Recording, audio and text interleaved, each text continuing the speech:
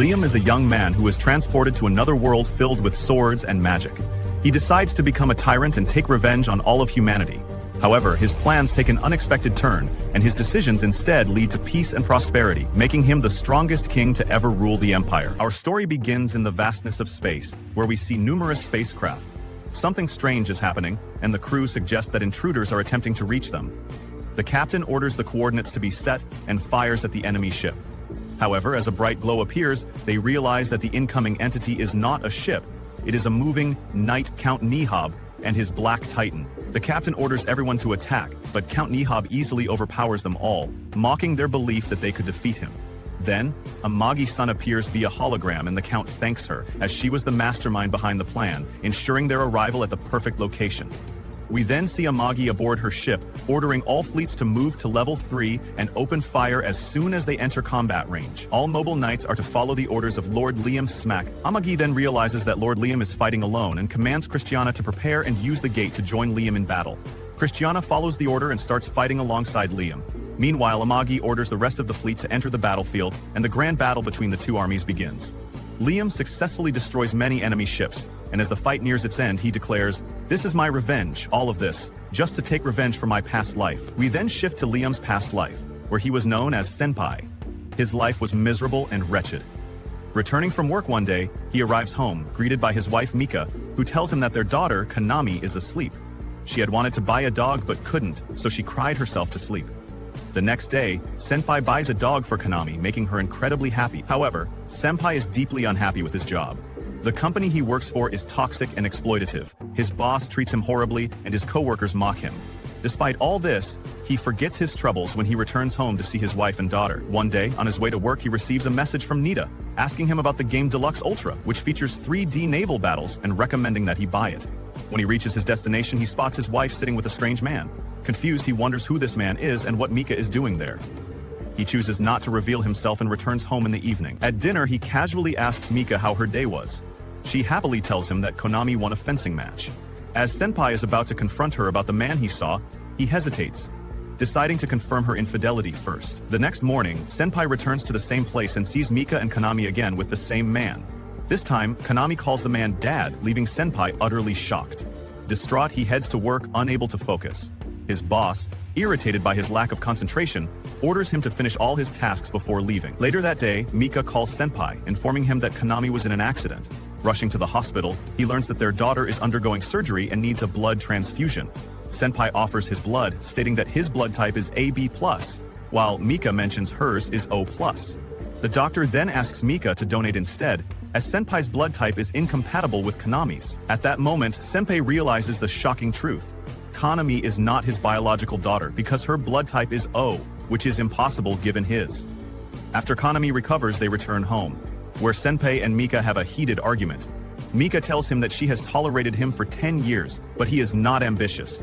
His job consumes all his time, he never gets a promotion, and his salary is not enough to support their needs. She claims she has been handling all the finances, raising Konami and managing the household alone. She then decides to take Konami and leave. When Senpai tries to stop them, Konami says she wants to leave too. She loves her real father more. Devastated, Senpai watches them walk away. Back at work, things take a turn for the worse when his boss accuses him of transferring 50 million into a random account. Senpai, shocked, insists he did nothing of the sort. He soon realizes that one of his co-workers framed him, and he is fired from the company. Desperate, he starts working in construction. Mika seizes the opportunity to file for divorce and gains full custody of Konami. Senpai is left alone, drowning in debt. His health deteriorates, but he cannot afford medicine and has no insurance. One night, as Senpai lies in bed, a strange light appears above him, revealing the truth. His boss was the one who framed him and embezzled the money, and the man Mika was cheating with was also his boss. They had conspired together to ruin him and take everything from him. At that moment, a being called the Guide appears before Senpai. The Guide tells him that he has come to transport him to another world filled with swords and magic. He will be reborn as a noble, the son of a count ruling over a planet. With nothing left to lose, Senpai agrees, and thus his journey into another world begins. He then wakes up in another world, the Alkia star system, where he is the only son of its ruler. His new name is Liam Sarah Banfield, and he lives on the planet Hydra. His family is celebrating his 5th birthday, and his mother presents him with a large gift. When Liam opens it, he finds an AI-powered robotic maid doll. He can customize its appearance. including eye color, ear shape, and eyebrows. His father then appears and tells him that he will gift him the entire Banfield family's estate, but under one condition. Once all the assets are transferred to Liam's name, his father and mother will spend the rest of their lives on the Empire's frontier planet. Liam agrees, and his father calls for his assistant Brian, who brings the documents to officially transfer the estate. Liam signs them, becoming Count Liam Sarah Banfield. His parents then leave together, and Liam realizes that he now owns everything. Determined, he declares that he will become an evil ruler. Back in his previous world, we see the guide plotting to punish Liam's former boss and Mika. One evening, while they are having dinner, the police arrive and arrest the boss for embezzlement and falsely accusing innocent senpai. Mika desperately pleads with the officers, saying she has no one else to rely on for herself and Konami. However, the guide tells her that she brought this upon herself, and that even senpai, who once loved her dearly, is no longer an option because he is dead. Returning to the other world, Liam stands before his mother's gift. As soon as he touches it, the robotic maid activates, introducing herself as Amagi. She tells him that she will be his assistant from now on and requires regular weekly maintenance, which takes about 2 hours.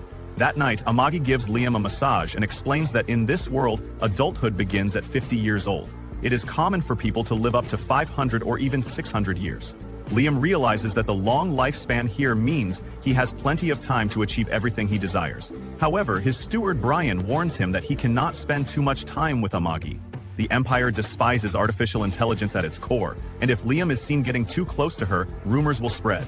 He explains that humanity was once nearly wiped out by AI. In the past, AI took control of civilization and nearly led humanity to extinction. Only a brave group of warriors fought against the AI and emerged victorious, saving humanity and establishing the current empire. This is why the nobility refuses to associate with AI. Liam then questions why his mother would gift him an AI maid if that were the case. Brian hesitates, but under pressure, reveals the truth. His parents abandoned him to escape the family's crushing debt. His great-grandfather, Alistair Saxa, was a wise ruler who brought prosperity to the Banfield family. However, the family's fortunes declined under his father's rule, and the creditors now have full rights to cultivate resources on the frontier planets. Heavy taxes and insurmountable debts have left them with no way to repay what they owe. Meanwhile, at a tavern, people mock the new ruler Liam, who is only 5 years old.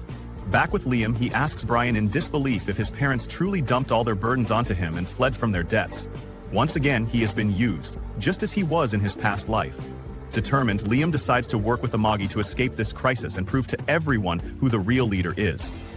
Amagi kneels before him and immediately agrees to their partnership. Liam then tells her that he will grant her the 3 laws of maid robots to protect him. He starts with the first law: a robot may never harm its master, but then retracts his statement, saying he doesn't care about anyone, everyone is a traitor, and he will trust no one. Instead, he decides on 3 laws of maid robots designed solely for his protection. 1.a Maid robot must never harm its master. 2. A maid robot must obey its master's orders, no matter what. 3. A maid robot must protect itself. Amagi agrees to all the laws. Liam then confesses that he knows nothing about governance. Amagi suggests using an education capsule which can implant 10 years worth of knowledge into his brain within 6 months. In the meantime, she will manage the Empire on his behalf. When Brian objects, Liam ignores him and leaves with Amagi. Liam enters the education capsule, entrusting his kingdom to Amagi until his return. As the capsule closes and he falls asleep, this part of our story comes to an end. To follow the rest of the story, subscribe to the channel and activate the notification bell to stay updated. The mysterious deity who claims to be the guide is a detached being who feeds on negative emotions. Having already been done with Liam, his wife, and her lover, and now looking for his next target, he heads off to Earth again, where he lays his eyes on a young woman who is at a noodle shop about to have the best meal of her life.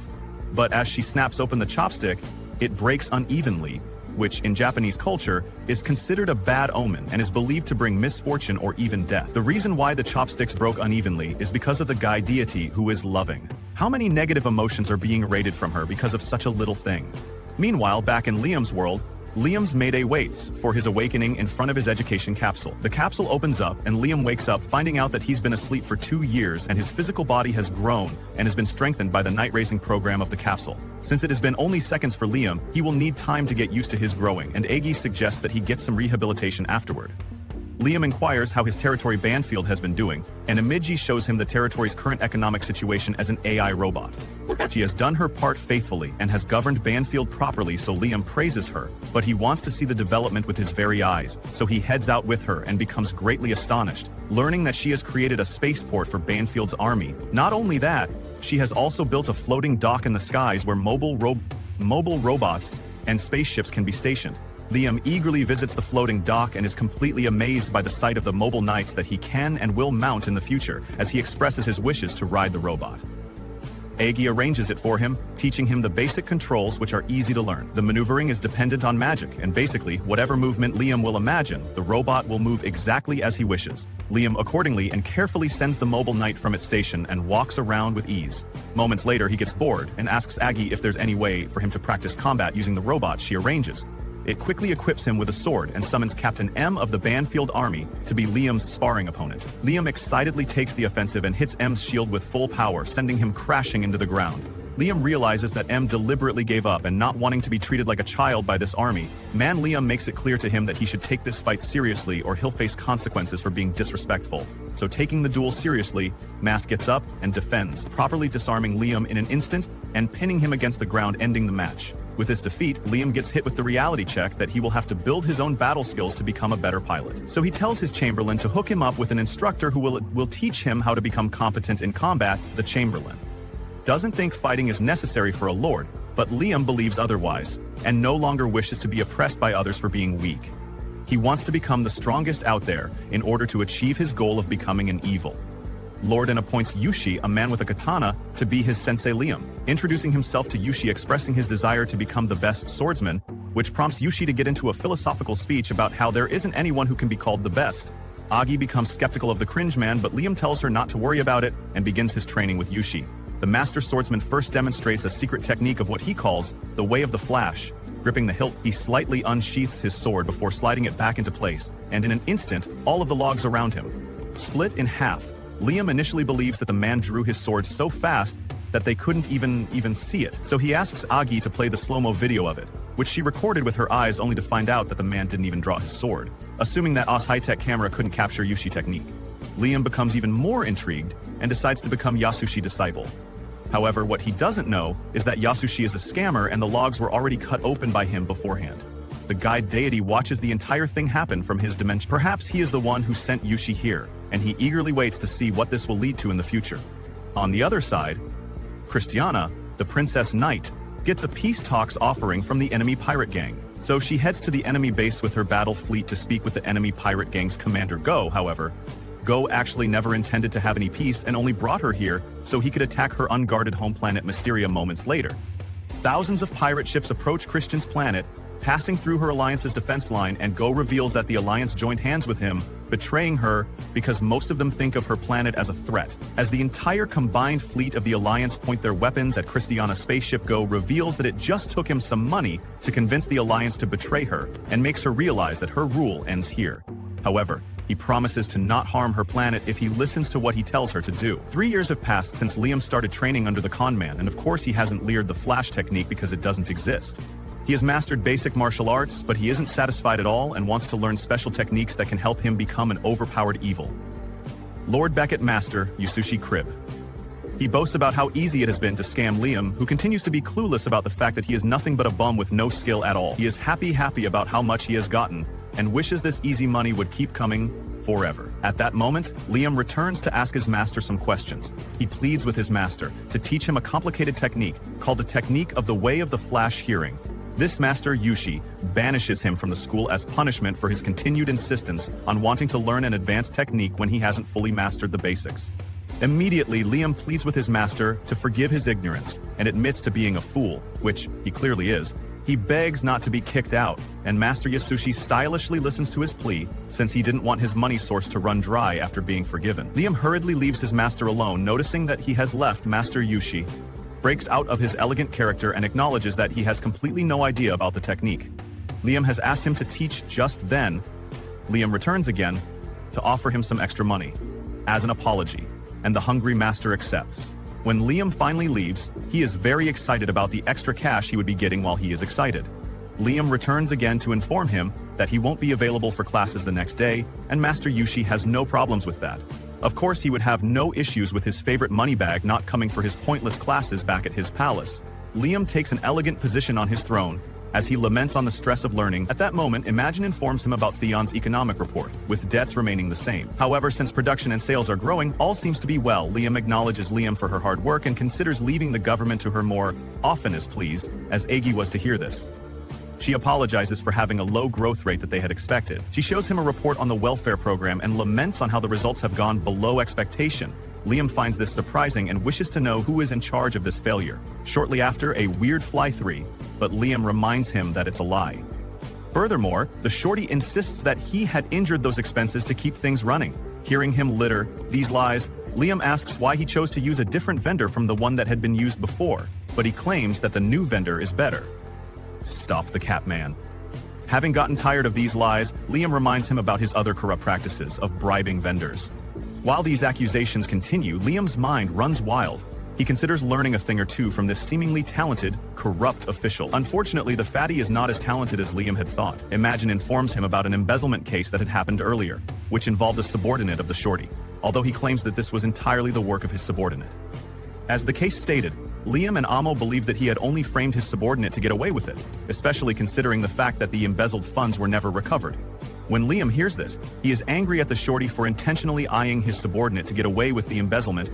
Scared, the short fatty claims that it's all lies and pleads with Liam not to trust dolls like Amo, since they were the enemies of mankind. In a fit of rage, Liam picks up his sword and slowly walks towards the fatties, demanding to know if he loves to EI his subordinates. Watching Liam walk to him, the fatty continues to say meaningless things to defend his actions, even when aiming that everyone else does this, since it keeps business running even with all this muttering. Liam unsheaths his sword. When this happens, the fatty switches and informs Liam that he is only able to live a luxurious life due to the efforts of lords like him. However, before he could complete such defamatory words, Liam slices the life out of him. He rants at the lifeless lord, letting him know that no one has the right to touch his people or his money, except him, before this could get out of hand. Imagine calms him down before then. He orders her to investigate all the corrupt officials. However, she lets him know that doing that would cause more harm than good. On the other hand, she suggests that he prepares a large number of dolls instead, claiming that 30 dolls would serve him more efficiently in things like governance and other subsidiary units to make sure there is progress in the land hearing.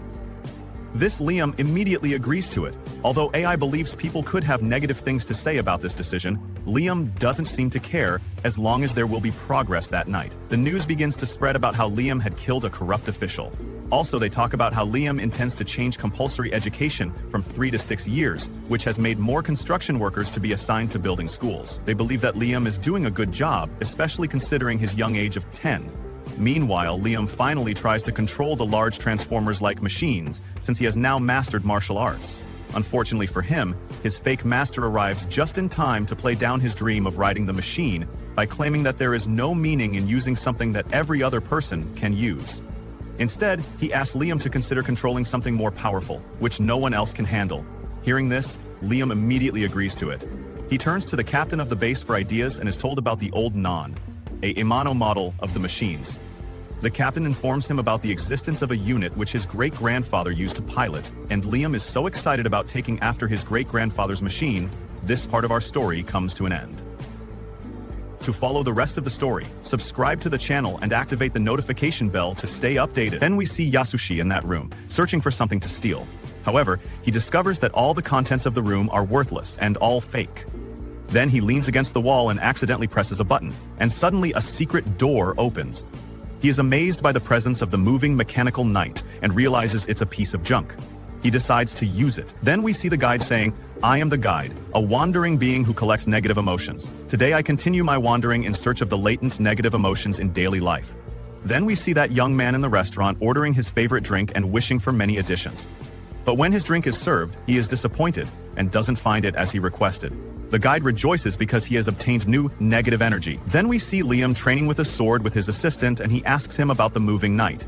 Liam tells him that Master Yasushi told him that it is better and he will use it in his training. The assistant tells him that this unit was the favorite of the great-grandfather, Alistair Sukma, so he is happy that Liam appreciates it today. Liam tells him that to be a true pilot means being able to handle an old unit that is difficult to control. The assistant asks him what the benefit of this training is. Liam tells him that this training is not a waste of time, but rather training to master the secret art, the Flash. Then we see Amagi with the mechanical knight, talking to herself, saying, "Is this man Yasushi truly a skilled knight?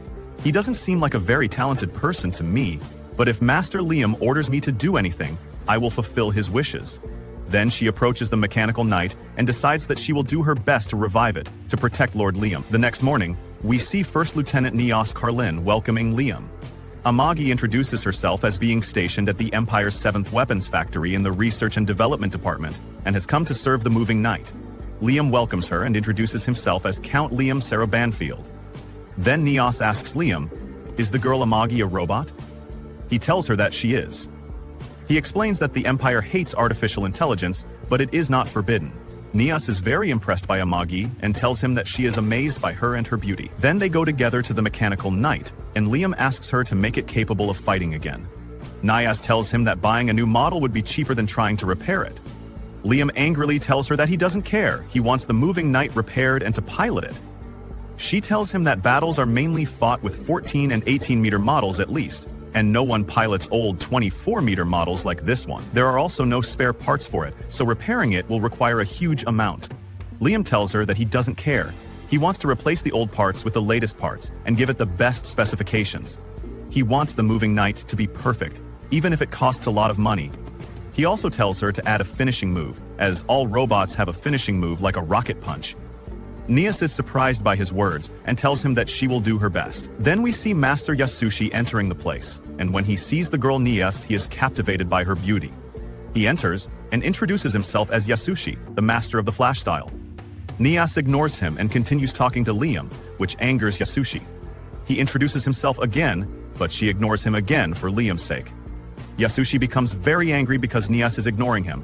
Liam approaches a girl he likes, so Yasushi decides to punish him for that and becomes harsh with him in training. He subjects him to very rigorous training. Then he covers Liam's eyes and makes him stand on a log in the lake. Yasushi begins throwing targets at him and tells him to dodge them wisely, and the training continues. Then we move to the parallel world and see Captain Gawaz going to the kidnapped girls. He speaks with Christiana, telling her that he will take them to his island, Treasure Island, and add her to his collection. Then he takes her, and they go to the lab. He tells the person in charge that Christiana will be the new test subject. The person in charge shackles her, and Gawaz tells him to start by removing one eye and implanting the eyeball in the palm of her hand, as he wants to make her ugly like the animals.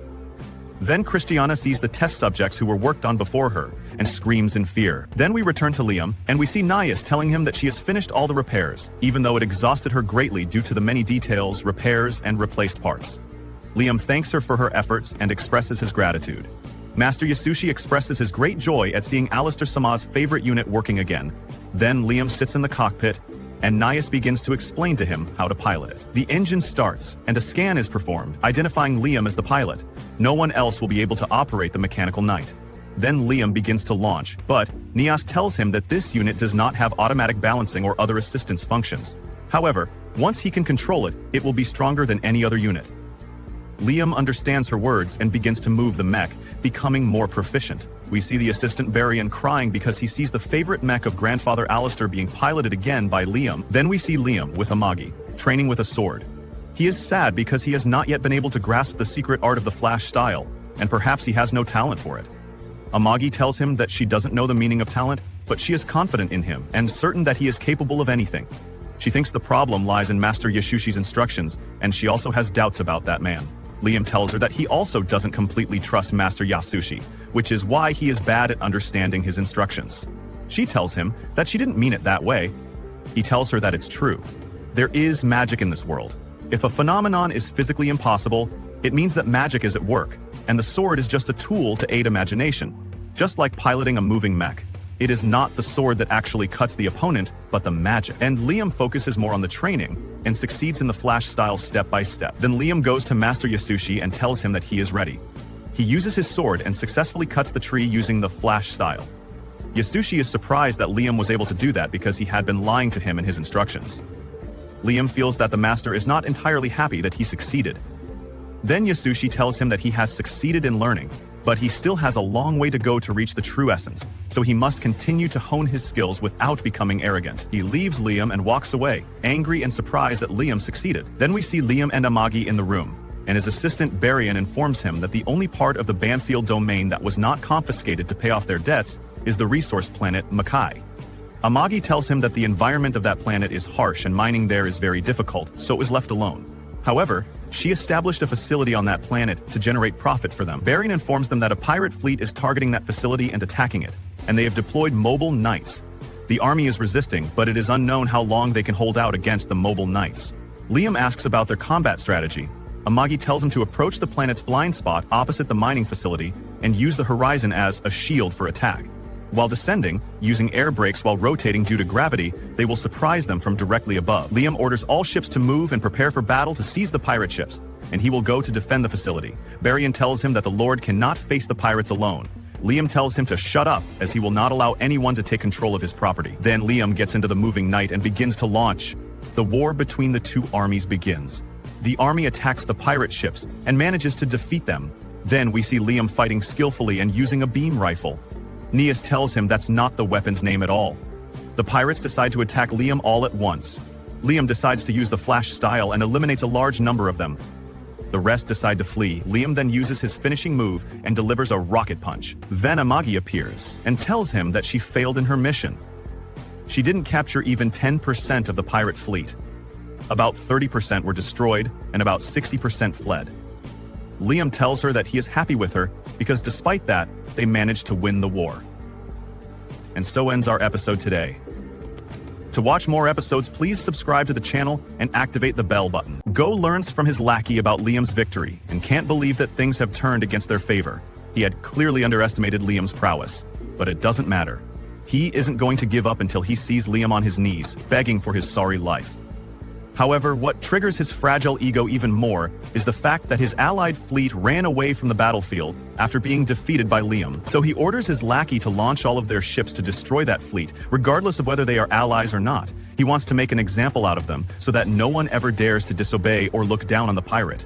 For now, he wants to have some fun with his latest toy, Princess Christiana, whom he has already turned into an abomination, revealing that her eyes are now on her palm. Meanwhile, Liam returns to his main battleship and expresses his satisfaction to Amagi, stating that he enjoyed every bit of his battle against the pirates. Amagi congratulates her master on his effortless first battle, thanking him for defending their resource planet successfully.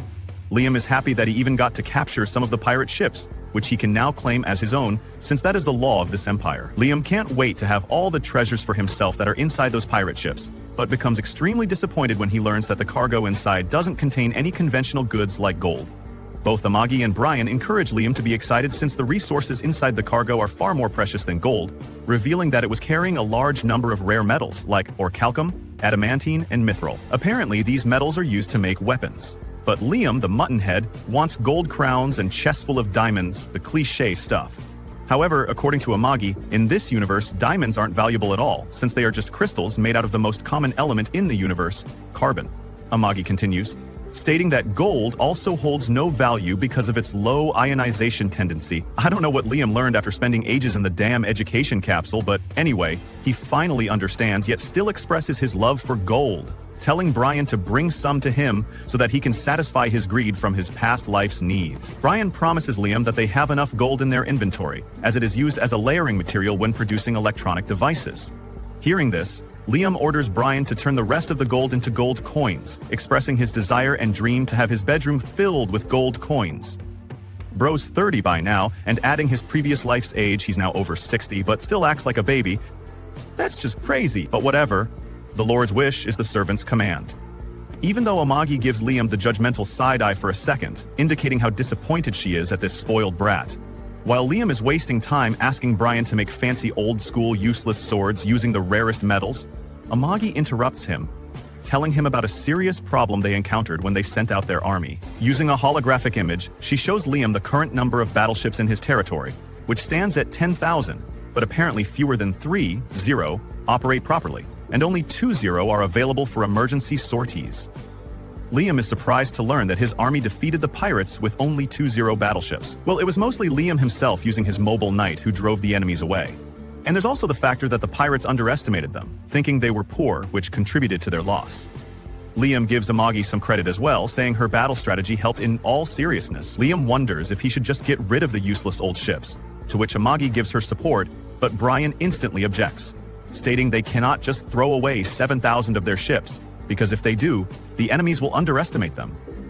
Amagi and Brian get into a heated argument regarding this issue, but ultimately, Liam unsurprisingly takes Amagi's side, deciding to follow her suggestion to buy second-hand battleships using the money earned from selling the rare materials he'd just seized from the pirates. The only reason he doesn't trust Brian's judgment is because by following Brian's advice, the last head of this territory, Liam's father, created a mountain of debt that has now fallen squarely on Liam's shoulders. Somewhere else on another planet, NAS is attending an expo to present investors with the newest battleship her manufacturing team, the 7th Weapons Factory, has developed. But the design and color scheme are so, having the lack of better words to describe this dog, __ that the investors don't care, even if her battleship is significantly more powerful than those made by other factories. After Naz's presentation, Uloshia, the engineer from the 3rd Weapons Factory, unveils her battleship, which, not going to lie, looks 1,000 times better compared to Naz. It features a first-class interior, along with luxury living quarters designed specifically for nobles. So of course the investors unanimously chose Ulya's battleship for their army, leaving Nas completely ashamed and humiliated at being outperformed by her. She had poured everything into the ship's performance, and as a result, she lost. But she still just can't accept the fact that looks matter. Not wanting to get yelled at by her boss, she decides to exploit Liam once again by manipulating him into buying all of her battleships, referring to him as a total dumb sucker. The guide appears once again, and just like any other day, he is in search of some negative emotions to feed on. He finds a guy wasting his life, cursing while playing Valvo all day. After collecting some tasty malevolence from him, the guide heads to Liam's universe to eat the big fish, assuming Liam's negative emotions must have accumulated a lot over these past couple of years. But when the guide arrives on Liam's planet, he is absolutely stunned to see the growth of Liam's territory, leaving him wondering how this muttonhead managed to turn a town that looked like an undiscovered ancient ruin just a few years ago into a modern city. Even so, the guy doesn't lose hope just yet. Recalling the useless con artist he once sent into Liam's path years ago, disguised as the swordsmaster, he holds on to the hope that Guy has contributed something to turn Liam into a total loser. The guide is angry, to say the least. He cannot imagine that things aren't going the way he wishes. Meanwhile, the citizens start saying good things about their lord. They enter into a bar where they discuss how Liam had been able to capture pirates and even get several goods from the pirates he had captured. He is indeed way different from his father, and the way he rules suits them a lot. However, there is someone in that same bar that isn't excited about Liam. That person is Yasushi, a fraud through and through. He complains about his student with all his might. The attendant, seeing how frustrated he sounds, tries to ask him what is wrong. He reveals that no matter how much he ensures that his student doesn't understand swordsmanship, the boy keeps getting good. The woman can't understand why he is angry that his student is good. For every teacher, this should be a good thing. Well, not for a fraud who calls himself a teacher. He complains that at his best, he is nothing but a third-class, maybe second-ass swordsman, but to his shock, Liam is slowly getting to first class. This could mean two things. Either Liam has clocked him and is just pretending, or Liam hasn't clocked him but will soon. No matter the possibility, it still means doom for him. The guide comes inside to see feedback. Nothing works according to his plans either. He had sent Liam a bad teacher, but Liam's life is an irony of what he wants. As they both lament, Liam is at home practicing his sword. He cuts several trees at once, and he is excited. He knows he has gotten better, but the fool still thinks Yasushi is way better than him. He speaks to Amagi to know if he has the same speed as Yasushi, but Amagi sees no difference. Knowing good things do not just happen to him. He doesn't want to waste his life.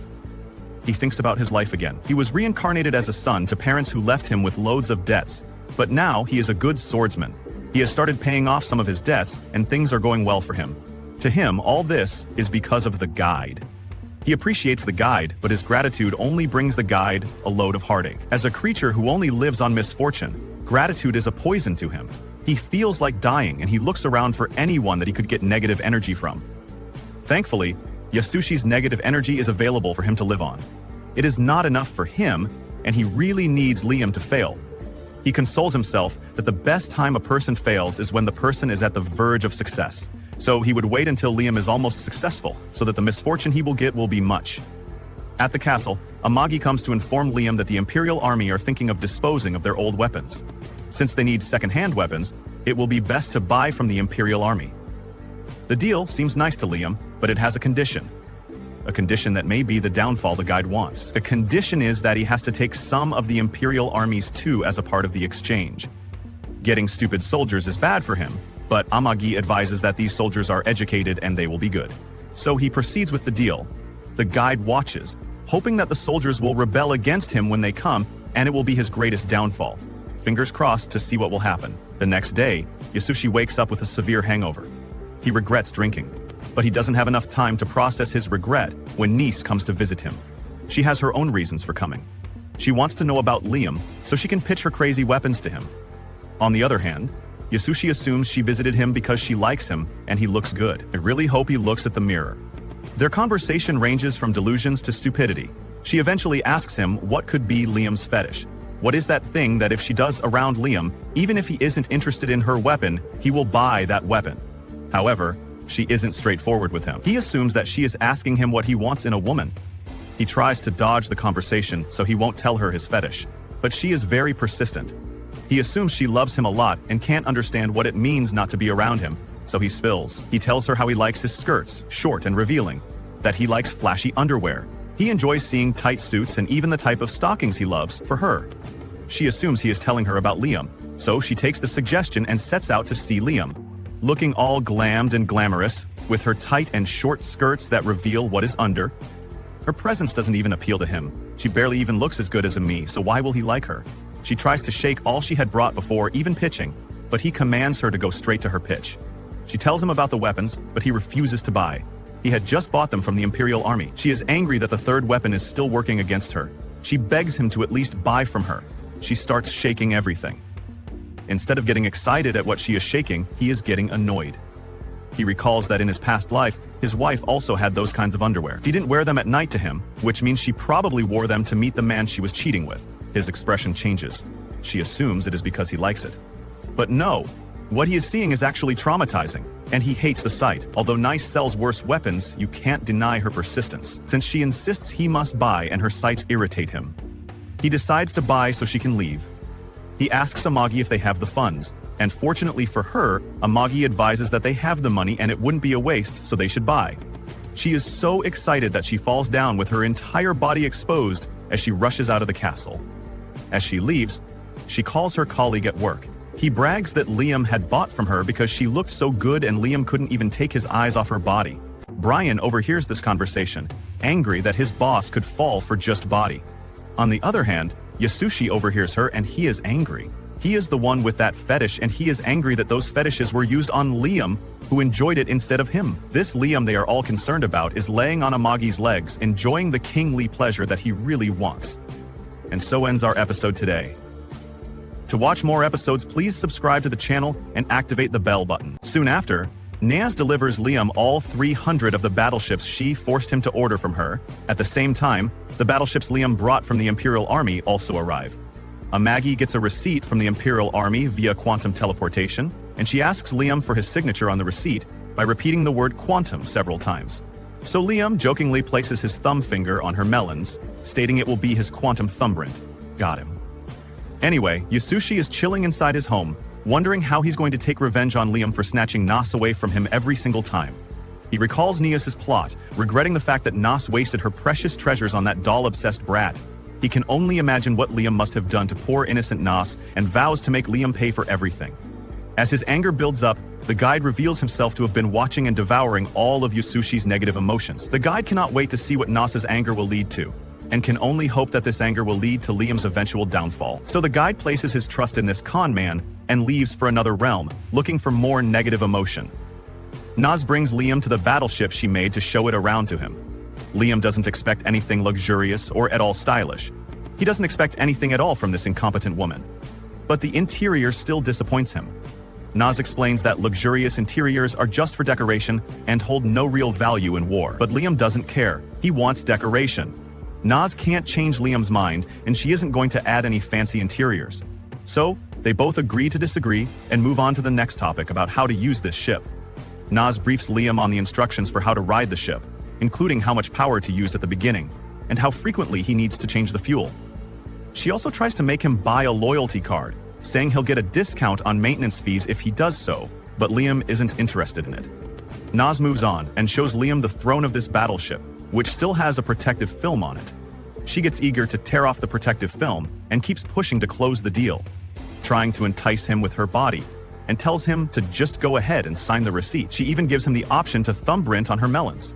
But that just leaves Liam disappointed, leaving Liam wondering if this guy is gay or something. Liam just wants to get it over with, so he agrees to sign the receipt. But Nas, still not satisfied, asks Liam for a favor. She wants the pirate ships Liam seized the other day, but Liam refuses, stating he plans to incorporate those ships into his fleet. Nas still keeps on insisting like a greedy bee, so Amagi steps in, suggesting that they give Nas some of the pirate ships and in exchange, make her modify and fix the rest of the ships for them. Liam loves the idea, since all of the pirate ships are in complete wreck. And Nas also agrees, revealing that the only reason she wants to get her hands on the pirate ships is because she wants to see what kind of technology the pirate ships use. Apparently, the technology is unknown, and the equipment comes from outside the Empire, and that's why Nas wants to study it and use the technology on her own models. But before closing the deal, Liam visits the pirate ships first, along with Amagi and Nas entering one that is not in a total wreck.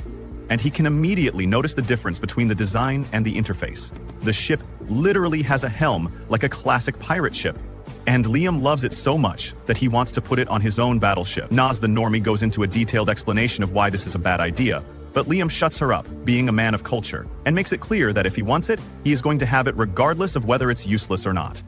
Nas ignores Liam and starts exploring the room, nerding out every time she sees something new.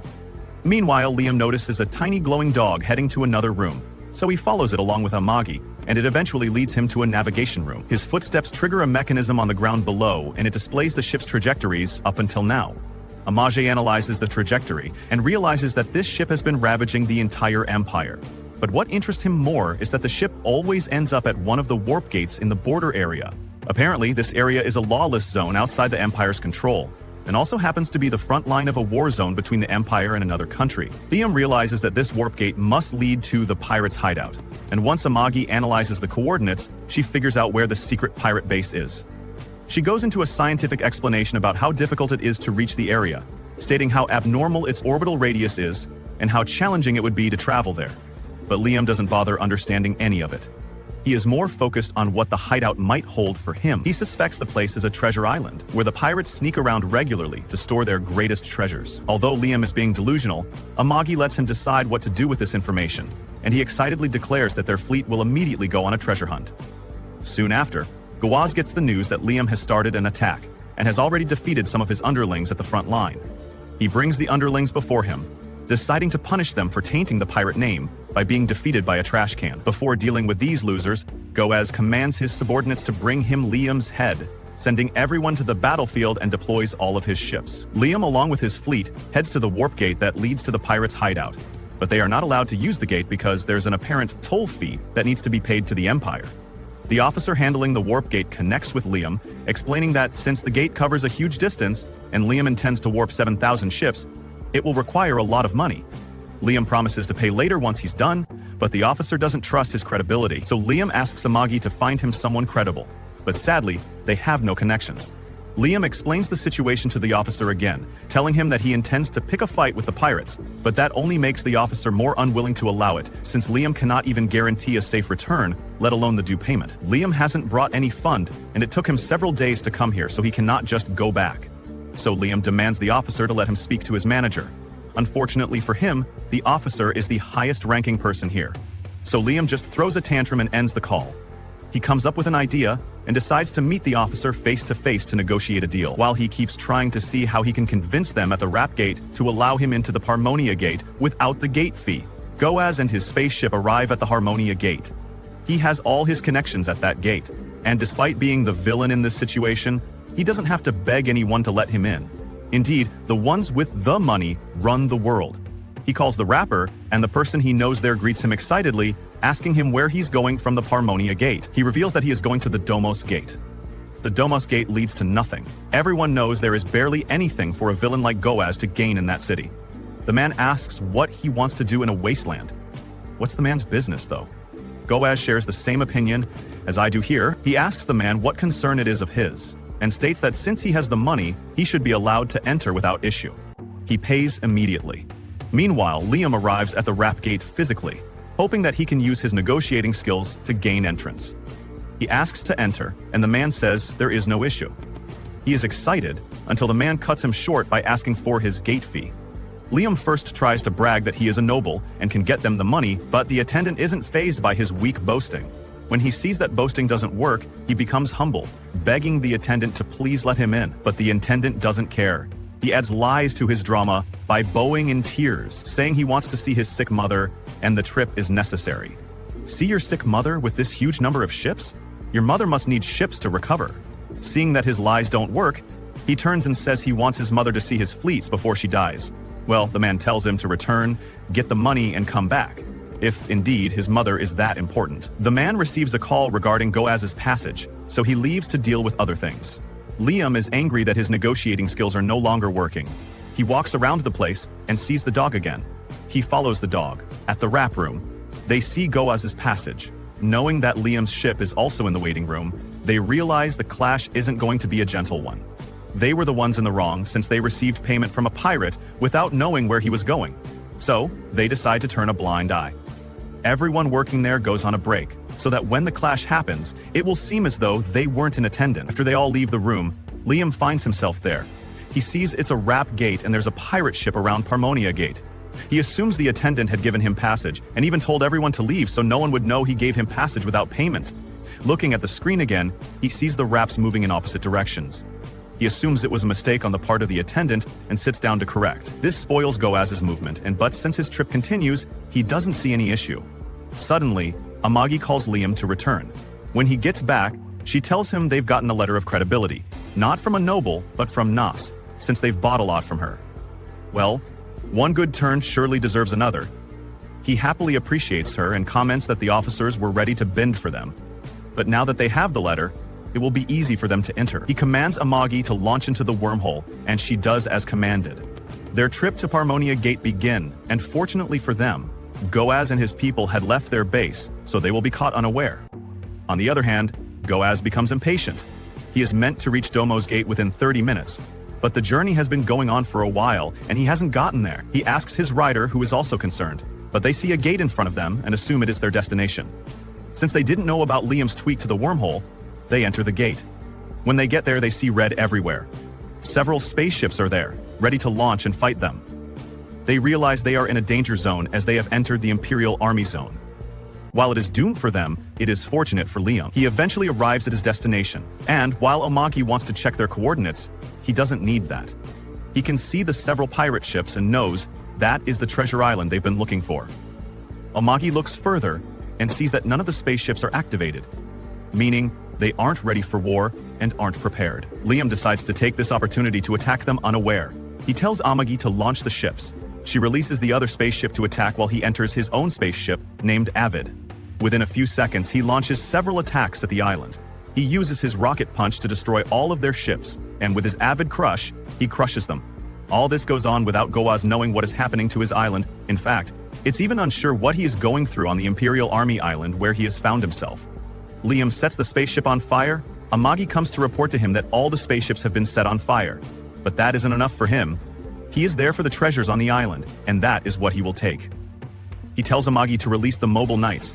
She does as commanded, and all the mobile knights target the rock-like island in front of them. He looks from his ship, excited to hunt treasures. I hope he finds gold, since gold is his favorite treasure. It is unsure how Goaz will react to this hit, but I can assure you that there are exciting times ahead. Subscribe here to see the next. Then we see Christina's return to the palace, where her family welcomes her. She tells them that she has successfully completed the mission of expelling the space pirates, and her family thanks her for bringing peace to the kingdom. Then, her sister Rowan approaches her and tells her that she wants to become a skilled knight like her. Christina tells her that she is still young and will become even better than her when she grows up, promising to teach her swordsmanship as well. Suddenly, a very strong attack occurs from the pirate army, and they wonder how the pirates reached them, as the Unified Federation is supposed to protect them. Then, they completely destroy the planet and kidnap Christina, escaping with her. They take her and imprison her with many other girls. Christina tries to calm them down, assuring them that they will get out of there and that the resistance forces must be planning a rescue operation. Then, the pirate leader enters, and Christina angrily tells him to release all the girls and that she will stay with him because they are innocent. He tells her that they will all become his pets and that he is not thinking of killing any of them, but he has decided to grant part of her request and will release only one girl. He tells her to choose one of them or he will retract his decision. Christina cries because she doesn't know who to choose, as everyone is important to her and she wants them all to be released. However, Christina chooses one of the girls, thinking that the pirate leader will actually release her. But he takes the chosen girl to conduct experiments on her. Then, the evil doctor dissects her, and Christina screams for him to stop, fainting. When she wakes up, she finds the pirate leader with the girl who underwent the experiments, but she looks different, like a monster. Christina asks him what this is and why they are doing these monstrous things. He tells her that he enjoys it and cannot stop, and that she is next.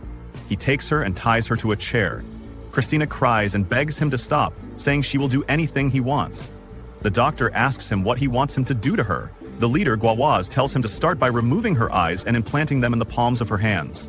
Then the doctor begins to carry out the order. When he finishes, we see Christina, who looks terrifying, with her eyes placed in her hands. Christina asks him to kill her immediately instead of this torture. He tells her that he cannot do that because she is the captain's favorite. Then, suddenly, an attack occurs on the pirate planet, and we see that it is Liam. He eliminates most of the pirates. Liam and his companions begin searching for the treasure and the survivors. Then, Liam grabs the doctor and his associates and asks him to hand over the treasure and the girls as well. The doctor tells him that he doesn't know what he is talking about. Liam tells him that he will kill him if he doesn't confess. The doctor tells him that those girls are the captain's pets. Liam is surprised by the statement, as if he is talking about a dog or a cat. The doctor tells him that it is possible to transform any of those girls into any creature he wants. Then the doctor takes him to the lab, and when Liam and his soldiers see the girls and what has been done to them, they are shocked. Liam immediately kills the doctor. He approaches Christina, and she tells him that she is not his enemy, and that the doctor is the one who did this to her. Liam introduces himself, saying that he has become the leader of this place. Christina tells him to save them from here, and Liam agrees, ordering his soldiers to free everyone in the lab. Christina cries out and begs him to kill her because she sees no point in living anymore. Liam refuses and leaves, telling his friend that it might be possible to regenerate the bodies of those girls from scratch, but they will need to use some elixir and require specialized and advanced doctors, which will cost them exorbitant amounts.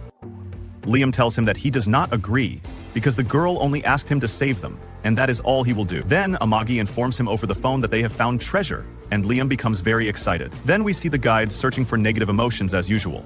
We then see the boy preparing his food with passion, but when he eats it, he finds it tastes very bad. The guide rejoices in the bad feeling that befell the boy. Then we return to Liam and Amagi, and Nias enters, telling him that she is very happy that he attacked the pirate headquarters and seized it, and that he now has the ability to buy more warships. Liam refuses, which makes Nias very sad, and she begs him. Liam retracts his refusal and asks Amagi if he can buy warships. Amagi examines the budget and tells him that he can buy a maximum of 5,000 ships. Nias is very happy and leaves immediately, and Liam is horrified by that number. Then, Liam goes out to tell Nias that he will not buy all those ships and meets Master Yasushi on his way, who asks him to go out for training together. They go out, and the training begins. Then, Master Yasushi intensifies the training and launches many balls, and Liam cannot block them all with a single sword. Liam decides to use magic and creates a protective wall around himself, blocking all the balls and destroying all the targets. The master is surprised by Liam's power and leaves, telling him that he has nothing more to teach him from now on. So Liam has become a master. Yasushi advises him to go and spread the flash style in the universe, as he has become proficient in it. Liam is very excited and thanks the guide who was the reason for his reincarnation in this world and for achieving many accomplishments in it. However, the guide becomes angry because Liam directed positive feelings towards him, as he always loves negative feelings only, and he threatens him. Thus ends our episode today of this anime. To watch more episodes, please subscribe to the channel and activate the bell button to receive all new updates. Liam now faces a new problem. He arrived in the world wanting to be an evil overlord, but he hasn't done a damn thing the entire time he's been there. Or at least nothing truly evil. To be an evil lord, he must prioritize 3 things: power, money, and, of course, women. These are the stereotypes of all generic villains. Power, one could say, he already has. After all, he already wields a sword and commands a large armed fleet with a super badass robot. Now, all that's left is money and women. Miyagi tells him that some benefactor from some company has come to see him. He lets him in, and Sir Thomas enters with a very special shipment for Liam. First, he greets him and congratulates him on kicking the space pirates' asses. Liam tells him to set aside the flattery and show him the good stuff. Thomas obeys and displays a shipment of gold bars. This only excites Liam because, as we recall, gold there is the cheapest thing you can find. It's like copper, only they use it more for appliances, meaning it's even more useless. Thomas also wants to ask him a favor. Since trading through space is very difficult because it's full of space pirates, he asks Liam to lend him some ships from his fleet to escort his vessels. Miyagi tells Liam that the battleships are loaded and ready for whatever he needs, and besides, his troops can gain experience by going on missions. Liam agrees to lend him a part of his fleet, but in exchange, wants more gold. Idiot, Thomas says, but he accepts delighted. On their way back to where Thomas came from, they observe how much the Fifth Field's domains have prospered. Despite his young age, Liam has managed to lead his people forward, which is extremely rare for any governor you can think of. What they don't understand is why the guy charges in gold. They don't get it, and they don't care. It works out better for him because he sells it to the junk dealer, and for some reason that makes him happy. Meanwhile, Liam kisses his gold, which the butler also doesn't understand. Liam tells him it's because gold is the new symbol of status and power, so he asks Miyagi to take all the gold and make a huge bath out of it. The butler now understands what he wants it for. Gold is very hygienic and, by God, hypoallergenic, which makes it a great material for a bath. Liam says no, that's not the reason, but it doesn't matter. He's happy to have received his first bribe, the pursuit of riches and women. With this, he can cross power and being rich off his list. Now he just needs women. It's time to build a harem of old women to fulfill all his dirty foot fantasies. So, he orders a huge bath to be built, which he calls the Hall of Virility, which, we agree, is the most virgin-sounding thing we've ever heard. He explains to May and his butler, I don't know if this guy has a name, but for now we'll baptize him Alfred Chan, that he's going to fill his enormous bathtub with alcohol and hang meat from the ceiling and force-feed it to his women. May interrupts his plans, and Liam asks him not to try and stop him. It's what his evil self desires, and it will be fulfilled no matter the cost.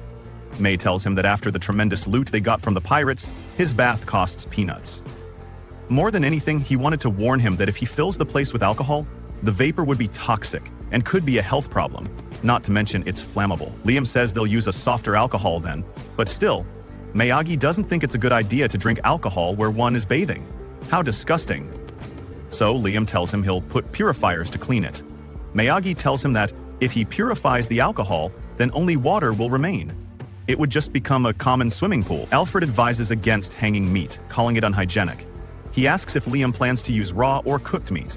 Cooked meat, he explains, would make the place look like a fried pork rind stand, while raw meat would resemble Don Yui's butcher shop. Liam dislikes both options, so they propose hanging platters of prepared meat instead. It'll look like a buffet, but it's an improvement. Liam is losing enthusiasm for the idea and agrees to drop it. However, he won't be deterred from getting old women, and declares that nothing they say will stop him. May notes it's about time, and Alfred adds that as a leader of a house, it's normal for him to have a harem. In fact, it's concerning that it took him so long to build one. Alfred even suspected Liam might blow the whistle, or at least had an interest in May. Luckily, he calmed down a bit when he fell into Nias's traps of seduction. Liam denies this, claiming he only bought her wares out of pity and was never overcome by lust. The harem selection. Since he has his companion's blessing, Liam begins selecting women. Alfred asks how many women he wants. Liam thinks 10 sounds good, but as an evil overlord he must be excessive, so he requests 100. Alfred is surprised and says 100 is too few. He has 150 at his own house. May agrees, stating she had already gathered 10,000 candidates and was going to give him at least 1,000. Liam tells them to stop messing around. That's a lot. He asks them to be reasonable. How long will it take him to animate them? Alfred says that doesn't matter. The important thing is for him to start trying women, to see which one suits him best. Liam says the reason he's taken so long is because he has Miyagi, but even she warns him that she can't have children as she's a newer model. Liam clarifies he meant that she meets all his demands in a woman. Alfred insists he at least get a real woman to put his mind at ease. He just wants Liam to stop whipping the doll against the wall for a bit and whip a real one instead. They ask him to just select the ones he likes, so they can be summoned to the castle. Liam asks if it's as easy as buying on Amazon. They explain that he's the damn ruler of a planet. It's almost literal that any girl would be happy to please him and raise her status. The quest for a wicked challenge. This doesn't sit well with Liam. He wants resistance, a challenge. He wants them to say no and him to say yes. He He wants to feel evil, and because he was cheated on in his past life, he wants to reject all those who want to be with him, and incidentally, take one who is married to another to be an NTR, netarar, a Japanese subgenre where someone's partner is seduced or stolen. So he goes out into his city to deliver an evil monologue. As he's always in his palace, he doesn't know his cities or even their culture, but he still believes everyone there belongs to him. He goes out into the street to look for women for his harem. He finds a very beautiful young lady and puts on his handsome mode like Machumika Roma's. He approaches her and asks her out. "Ooh, this kid has collagen," the girl says. She's happy with the idea and says yes, but then a pink snot starts coming out of her nose. Gross. It disgusts Liam and Miyagi. Of course, the boy is more shocked to see that and doesn't understand why everyone around him has a colored snot inflating in their nose. It turns out these things are the latest fashion in his kingdom and are called nasal balloons. Since it's something very informal, no one uses it in the castle. However, it's very popular among women because they think it's kawaii, like Turner writes in Labudus. Liam is annoyed because it makes people look silly. Miyagi says if he doesn't want to use it, she can wear one for him, but Liam forbids her from ever wearing one. He then orders those things to be forbidden forever. Tough luck, they're screwed. Liam is disappointed with his planet's culture. It's nothing like the sci-fi novels he imagined. He expected to see girls showing a lot of unnecessary skin, but he only found colorful snot. To make matters worse, people wear full swimsuits at the beaches. What a damn shame. Alfred tells him that at least it 100% protects them from UV rays. Yes, but Liam complains because it also protects them from his lust. The boy isn't going to allow his world's culture to go to hell like that, so he decides to focus on improving it. Miyagi doesn't understand the need. The culture is developing normally, but Liam doesn't like how it's developing. So he summons models and designers, the best in the entire empire. Miyagi tells him, "Oh dear, I don't think that's possible, young master. Apparently that's very expensive, and we can't afford it now." To sign the best model in the empire, they'd have to sell the entire Liam says it's fine. He'll settle for just the most beautiful women in his empire to paint them to his liking. But Miyagi tells him he already has that. The most attractive women in the empire already work at the castle. Liam realizes this is true, but he doesn't think it's right to take advantage of the staff. However, Miyagi tells him that's not a problem. It doesn't break any laws. Everyone who agrees to work in the castle does so with that in mind. Even for her, it would be a huge status boost. Liam asks if he should have gone after them from the beginning, but to play the evil lord a bit and disguise his true feelings, he says, "Yes, absolutely. That's what I planned to do from the start, but I got distracted with Ami." Alfred continues to beg him to stop jerking off the robot and find a real woman instead. Liam insists it's not fun to go after those women and asks if he'd prefer him to order men. Liam feels frustrated. He didn't think being an evil lord would be so exhausting. Now he just wants to splurge money on trivial things. He'll worry about the rest later. Meanwhile, we see Christiana awake in a recovery dome. She looks at her hand, and yes, she sees her hand. Before, she couldn't see her hand because her eye was in her hand. Then a doctor enters and, damn, what was Liam talking about when he said he didn't like fashion? I mean, culture and medical development are going well. The doctor is practically working in her underwear. She explains to Christiana that they recreated her body with regenerative medicine. Christiana can't believe what she sees. Her body is back to normal. She thinks she's dreaming and that it's a beautiful dream before she passes on to the other world. The doctor tells her it's not a dream, that they basically used a mythical elixir on her. But Christiana doesn't understand why they spent something so valuable. She thinks it's all a mistake because she has no way to pay them back. She lost her job, her family, her status, and basically her entire world. The doctor tells her that no one is charging her, that all the monster buffoos they had are in treatment, all by order of the great Lord Banfield. But she does point out that the Lord has asked for a favor in return. Christiana realizes that the Lord was the boy who saved her after so many decades trapped as a monster. Now that boy becomes her god. If you've made it this far in the video, don't forget to write the word exquisite in the comment box. A billion thanks, and see you in the next one. We move to his tavern, where a regular customer arrives and orders his usual drink, also asking for a round for the staff. The waitress is surprised by his excessive generosity today and greets him with a wave. The customer then tells them he has become a manager and is in dire need of employees. The waitress informs him while serving his order that everyone is struggling with a staff shortage. The customer then asks them if he has found a treasure from pirates, right? And he plans to use that to develop the entire city, which makes the employee happy. The old man wishes they could take a break, but the waitress tells him that he comes here to take a break. Meanwhile, the guide is sitting behind them, listening to their conversation, and is very angry, because this land should be the most impoverished and burdened with debt. So why is it developing like this? He questions whether this is a mistake in his plan and denies the existence of this. Then we shift to one of Liam's fleets, where a commander and his deputy praise Liam for being brave and a true prince, and they feel very lucky to work with him. The guide also listens to them and believes these soldiers will turn against him over time. However, they all swear loyalty to him, and he senses there is a mistake somewhere. Next, we move to Yosashi, who is in complete relaxation thanks to Liam's reward for him. He gets angry when he sees Liam's recognition on television, which is due to Liam teaching him the flash technique, causing great fear in Yosashi. He thinks he has to escape now, which also angers the guide. Then we transition to Guaz's fleet, where Guaz feels relieved to have successfully escaped. He asks what remaining ships they have, and his deputy informs him there are 30,000 ships left, while the 2,000 ships they used as bait have been consumed entirely by the Imperial fleet. However, Guaz is unconcerned about this because they are basically war prisoners and sacrifices must be made. Guaz wonders how they ended up escaping this place and how they fell into the middle of the Imperial fleet training area. It is expected that they are heading to the Banfield province. The deputy thinks they should exit through the Domus gate, but there's a possibility that Deutz may have changed its settings. Guaz vows to teach the pirates a lesson about betrayal and that he will tear them apart. Then the guide appeared to Guaz and asked if he was directing his anger at the wrong person. Guaz questions the guide about who he is, and after the guide answers with his name, Guaz is asked to remember who he was supposed to fight against and to direct his anger. The guide casts a spell on him that makes him remember who he should be fighting and causes Guaz to think only of Liam, believing he needs to attack Banfield. He directs the ships towards Kenzie Island, insisting they will make his enemies suffer, and once he finishes supplying the ships, their destination will be Banfield, where he will destroy everything. The guide agrees that this is correct and tells him to go pursue that damned one with his huge fleet and make Liam suffer negative emotions. Then he disappears. Next, we move to Liam, who is eating, served by all his servants, each with a different task. Then Amagi asks Liam if he is enjoying the food. But the problem Liam has is not tasting, but the food itself. He wonders about being the prince of evildoers. Amagi believes she is offering him a mountain of food, but Liam doesn't care about that since he won't eat it all and will feel guilty for wasting it. Amagi offers to chat with him while he works with the officials, but Liam refuses this idea because he prefers not to talk during meals. Amagi suggests bringing him women, but Liam asks if she agrees with this. She confirms that she does agree and asks again if he needs them now. Liam tells her he does not want another woman, but Amagi doesn't know he has a woman now, so he doesn't want another. Liam tells Amagi that she is with him, yet Amagi clarifies that she is not a woman.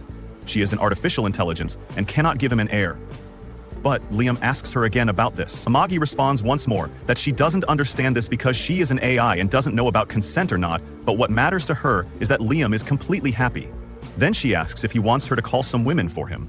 However, Liam already has plenty of them, and she asks if he considers the robots he has as women. But Liam requests her not to ask this, as if it were like asking whether bananas should be considered a snack. Then she tells him that Brian will lament if he doesn't bring beautiful women here. But Liam feels that Brian doesn't understand men's dreams, and that the women who welcome that won't arouse his desire. Amagi sees that things have gotten complicated. Then Liam goes to his room, planning to squeeze high taxes and fill his pockets like an evil prince. But drowning in debt means his situation is similar to his previous life. Amagi asks Liam what he wants to achieve as an evil prince. Liam will raise taxes and make the public suffer. Amagi thinks this will increase their income, but it will lead to long-term losses in general. Hence, she doesn't recommend doing this. However, they could examine the people of Banfield City and raise taxes if needed. But Liam doesn't want to hear such mature ideas and wants to misuse his power and become a tyrant. Amagi reminds him that if this happens, it will affect their ability to repay debts. Then Liam remembers how he suffered from debt collectors in his previous life. Amagi asks Liam if he is unhappy with this life and she will do her utmost to solve these problems. But Liam's management of his land is going well. Despite his huge debts, he is making progress in repayment. Even his poor parents left on their own, and he mastered the flash technique and obtained the pirate's treasure, and money and power are steadily flowing towards him. But most importantly, Amagi is by his side. And how could he not be satisfied with life? This is his biggest reason, and that's why he wants to use this perfect opportunity to achieve his ambitions, to immerse himself in his power as an evil prince, and to celebrate his good fortune in this world. However, Amagi doesn't understand these manly things and tells him for the third time that she is an AI, and it's hard for her to grasp the concepts of men, but she will assist him in anything he desires. Then we shift to Liam's cleaning room, where the robots continue cleaning. One robot is talking to them about finishing their tasks quickly for Mr. Liam, because they possess the highest quality systems. Then a group of robots gathers, Shirani, Arshima, and Shiomi. Shirani tells them that she tried to change her hairstyle to Arshima so that Liam wouldn't inspect her, but Liam discovered her, which surprised them despite them having the same body and being very identical. But Shirani tells them that the video of that moment is her personal treasure, so she put a protection on it and saved it. However, the other two, Artemi and Shiomi, objected, saying they would do the same until Liam calls their names. But Amagi appeared to them and told them she wouldn't allow this. However, Shironi doesn't see this as something that would annoy Liam. Then, Amagi told her she would confiscate that video to give to Liam and asked her what she was thinking. Was she joking with Liam and not to leave any data behind? Then, Amagi walked away, but Shiomi called out to her and asked if it was appropriate to be intimate with Liam when she is also, after all, an AI. But Amagi entirely rejected this, stating she does this because it's Liam's orders. Then she left, but none of the three understood Amagi's behavior. Then we moved to Liam's office, where he came to Brian and told him about the bad news, which is that the pirates have declared war on them, and a large number of pirate ships are gathering at the edge of the chaos system. Liam thinks that taking the time to declare war is only fair behavior towards a group of pirates. Amagi believes they are giving them time to feel scared because they invaded the pirate treasure island, and if this is revenge, they won't just settle for killing them. Liam now understands that this person's fleet captain enjoys torturing families and mutilating their bodies, which is highly probable. Amagi sees that he has great power in his fleet, so he declared war on them. Brian will hold a meeting with the officials and the troops as well. Then Brian gathered the officials and told them that the pirate leader is Guaz and he wants money, women, and men with good looks to avoid an attack on them, which enraged Liam. He told himself that he is very evil, and Brian was surprised that Liam started to feel fear for Benfield. Then one of the officials suggested that they negotiate with the pirates and try to settle the matter peacefully. Then Liam asked, how strong are the pirates? Brian told him that they have 30,000 ships. Liam asked Amagi about the number of their ships, which is 5,000.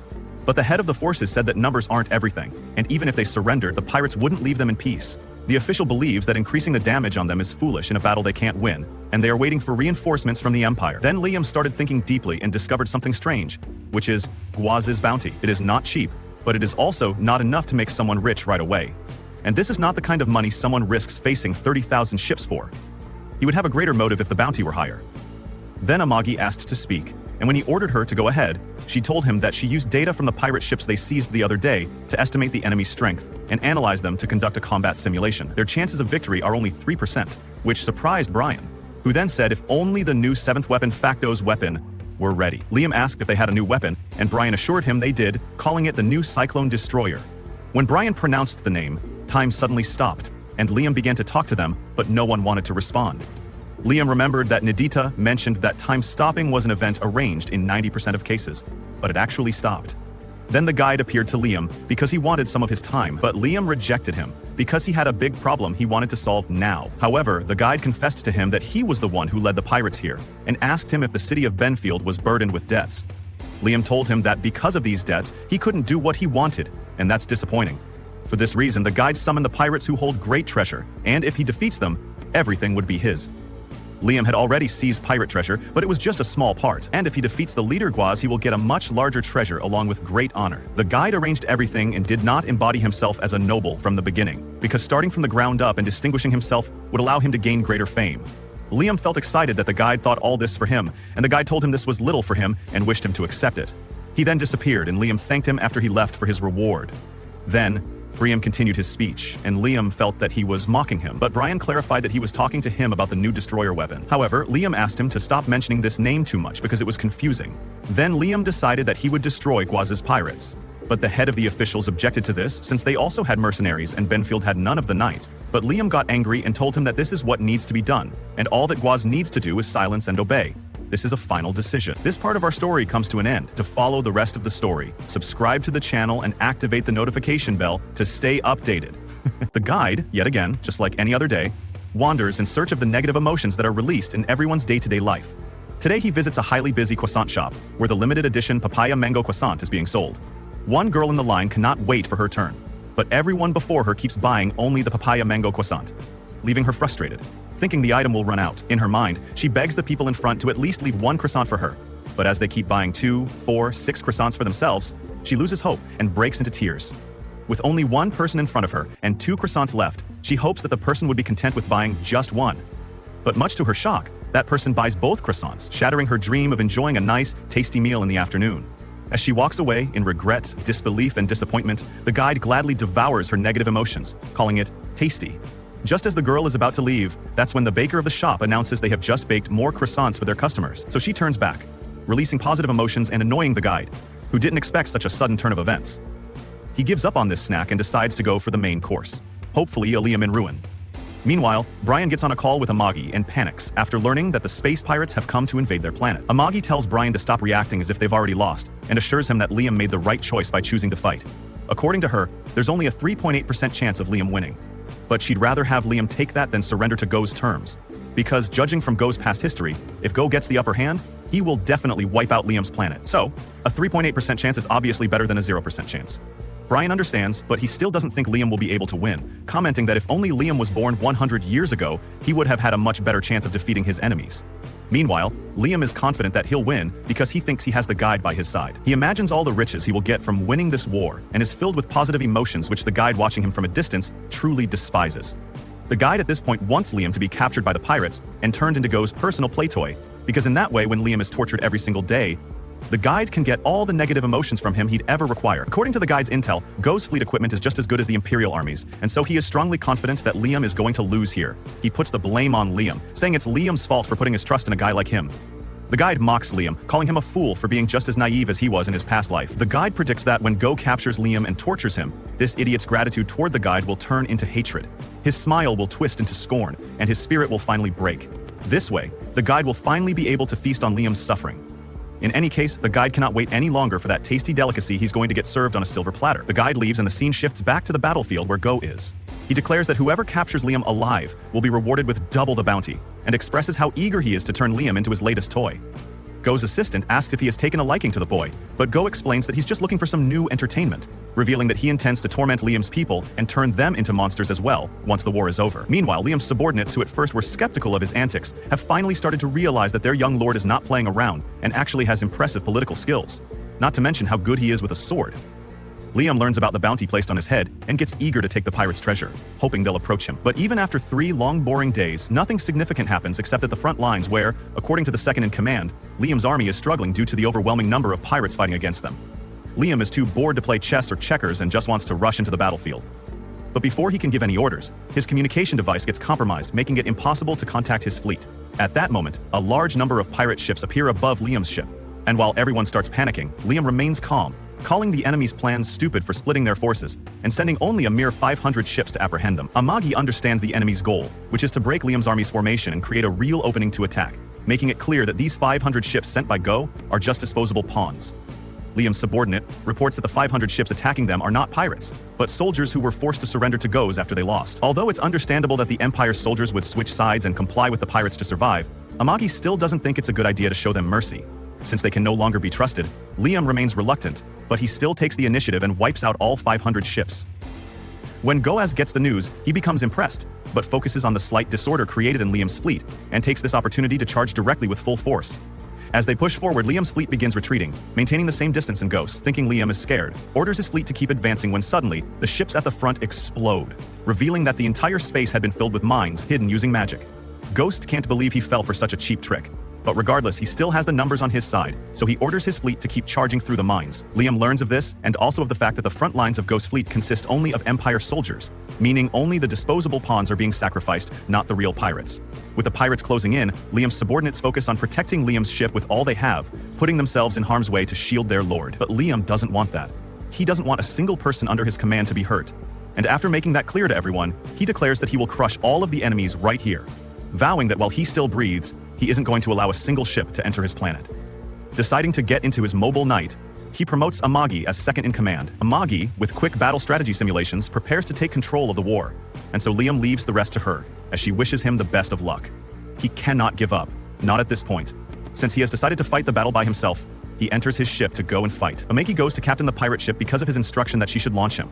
She tells the knights that they should launch the remaining ships, but they are skeptical about obeying her. Why should they allow a robot to control them when they are humans? She tries to explain to them that Liam is hell-bent on going to the warfront. This leaves them with no other choice than to protect him. If they don't launch and back him up, he will be alone out there and will be killed. She tells them that her loyalty isn't to the kingdom or the people in it. Her loyalty is only to Liam, and she will do anything to protect him. Hearing this makes the knights have a change of heart, because they can't imagine that a doll has more loyalty than they do. They vow their lives to protect Liam and take control of all the pirates so they can fight. Amagi launches Liam's ship named Avid. Liam flies with all the reassurance he had gotten from the guide that the fight was settled and he would have no issues. He enters the warp, hoping to meet Go and his pirates off guard. However, once he enters the warp, they immediately receive a notification that someone has penetrated it, and they get ready for the fight too. He enters into the midst of their ships and brings out his weapons, from his sword to his gun to his pistol. He is sure he isn't going to lose the fight. As he fights with his life, the soldiers behind him also protect him with theirs. He assumes the war will be a walkover, but will it really end that way for him? I can't help but imagine the traumatizing way Go would treat him if he were captured. Unfortunately for Liam, all the bullets in his gun are finished. He is shocked because he didn't consider this when he proudly came out, but he knew there was no way his bullets would kill over 30,000 fleets. He tries to withdraw to solve that, but suddenly he gets hit. He realizes that someone has gotten closer to him, and indeed it is one of the enemies. He is glad that at least someone strong has come there to fight him. He brings out his sword and begins to fight. When he attacks, the knight realizes he isn't weak. He says Liam's swordsmanship is quite strong, and asks what academy he learned from. Liam proudly announces that he learned from the Way of the Flesh. The knight insists he has never heard of that skill before, which gets Liam angry. How dare you not know my boss? He claims it is the best skill, and says the knight isn't knowledgeable. However, the knight insists he has fought several people who learned from the best Mies, and if he doesn't know the Way of the Flesh, then it must be fake. To show the superiority of the Way of the Flesh, and his resolve to broadcast it, Liam hits the knight and the knight dies.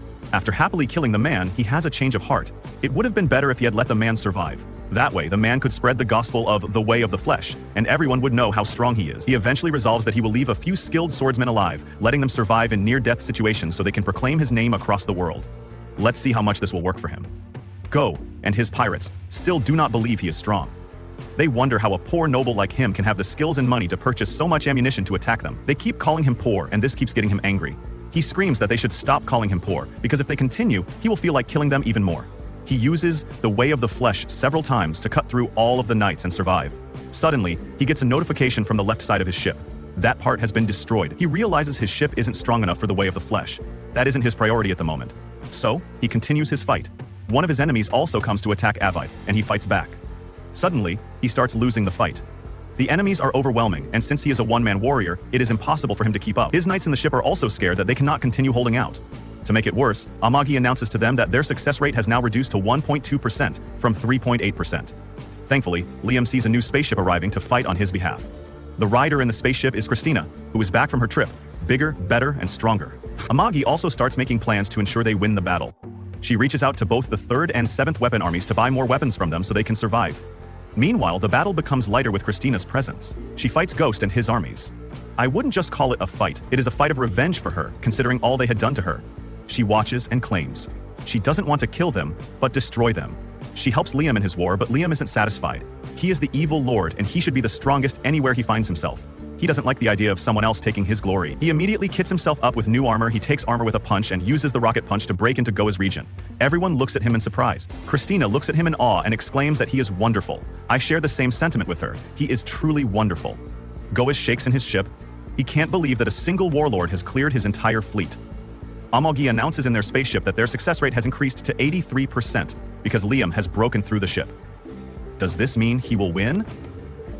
This part of our story comes to an end. To follow the rest of the story, subscribe to the channel and activate the notification bell to stay updated. Yeon continues defeating pirates. He now realizes his only advantage is their sheer numbers. None of them pose a challenge. Christiana watches him destroy pirates and is fascinated. The only thing that breaks her trance is a pirate attack, but she responds, destroying all pirates who try to attack her, laughing in a rather disturbing way. Her companions notice she's changed. She wasn't like this before, but now she harbors a deep resentment towards all pirates. And honestly, I understand him. Liam is fulfilling his dream. Now he's no longer the exploited office worker escaping debt collectors. Now he's the evil lord who destroys pirates to collect bounties and expand his evil empire. Amagi detects another fleet of robot pirates approaching Lian and puts him on alert. The pirates shoot at him, but Liam uses his magic shield, which he learned to create through his rigorous training. Rojo watches as their master confronts everyone, and Verde asks if he's scared of what he sees, because he is. He wonders if Leon would have lived a normal life if he hadn't been born a noble. He feels great pity for him. His parents abandoned him when the anime was just starting, leaving him only deaths and lands, a palace and infrastructure, but all in ruins. The boy made it flourish, and now he faces a pirate army for his people. They were expelled from the army for opposing the Empire's corruption, but now they are serving a master who risks everything for his followers. That's his real name, Leon. Leon finally reaches the flagship, where he knows Goas is hiding. He attacks it with missiles, but the ships in front use a shield. Leon wants to jump to break through their defenses, but the shield stops him. Amagi notices this and orders all ships to attack the same point to break the shield and clear a path for their master. The ships get into position, aim, and attack at Amagi's signal. They manage to make a small hole that regenerates, and then they attack again, managing to destroy some ships that formed the shield, preventing it from regenerating. Liam tries to enter. The robots try to block his way, but Leon's soldiers defend him. Leon manages to penetrate their defenses. None of Goas's defenses manage to stop him, so it's time to honor that old pirate tradition.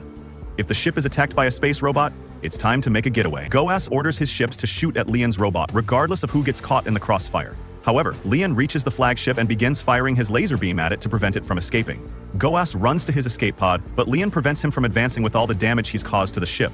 The rest of the soldiers join him on the ship's hull and ask if he's okay. Leon tells them he's 100% and that it's time to go look for the treasure. His commander warns him that it could be dangerous because the enemy might try to self-destruct and take them with them. Leon tells him that they've been trying to leave for a while now, and someone too cowardly to stay and fight wouldn't even think of self-destructing.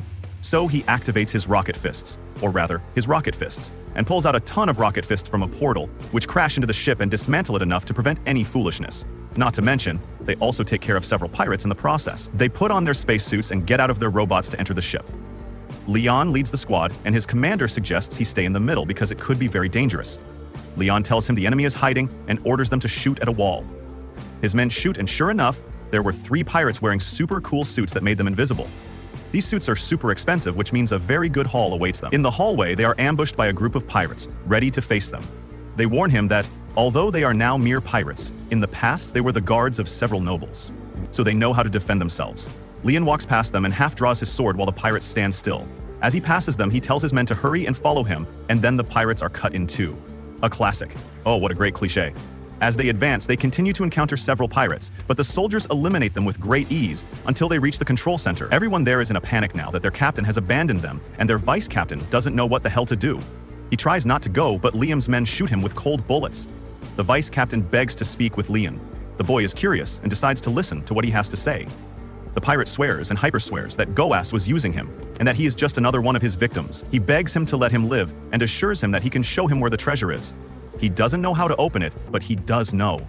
He tells him he can take him. Liam's commander warns him that this guy wasn't a victim, and no victim would have performed well enough to be promoted to vice captain. The pirate has no choice but to butter him up.